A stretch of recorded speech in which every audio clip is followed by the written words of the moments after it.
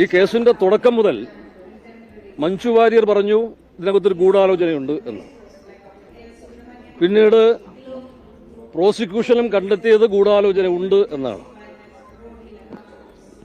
ഒന്നാം പ്രതിയും പറഞ്ഞത് ഇതൊരു കൊട്ടേഷനാണ്, ഗൂഢാലോചനയുണ്ട്.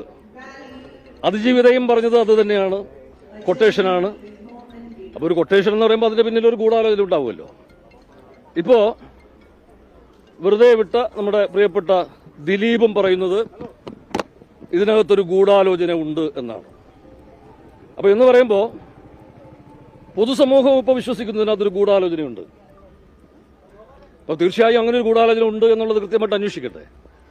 അപ്പോൾ ആ ഗൂഢാലോചന ഉണ്ട് എന്ന് ഇപ്പോൾ ഏതാണ്ട് ബോധ്യമായിരിക്കുന്നു. എല്ലാ മാധ്യമ വാർത്തകളിലും ഒക്കെ വന്നിരിക്കുന്നത് അങ്ങനെ തന്നെയാണ്. അപ്പോൾ അത് ഇപ്പോൾ വ്യക്തമാകേണ്ടതുണ്ട്. എന്താണ് ഗൂഢാലോചന? ആരാണ് ഗൂഢാലോചന നടത്തിയത്? ആർക്കെതിരെയൊക്കെയാണ് ഈ ഗൂഢാലോചന നടന്നിട്ടുള്ളത്? അത് കൃത്യമായി കണ്ടെത്തണം. അപ്പോൾ ഇതിപ്പോൾ എല്ലാവരും ഒരുപോലെ ഒരേ സ്വരത്തിൽ ഗൂഢാലോചന എന്ന് പറയുമ്പോൾ കോടതിക്ക് മാത്രം അത് ബോധ്യമായില്ല എന്ന് പറയുന്നു. അത് അതിന്റെ വിശദാംശങ്ങളിലേക്കൊന്നും ഞാൻ കടക്കുന്നില്ല. പക്ഷേ ഗൂഢാലോചന കൃത്യമായി അന്വേഷിക്കുകയും അത് കണ്ടെത്തുകയും ഗൂഢാലോചന നടത്തിയവരെ അവരാര് തന്നെയായിരുന്നാലും ശരി ഏറ്റവും മാതൃകാപരമായ ശിക്ഷ അവർക്ക് ഉറപ്പാക്കണം.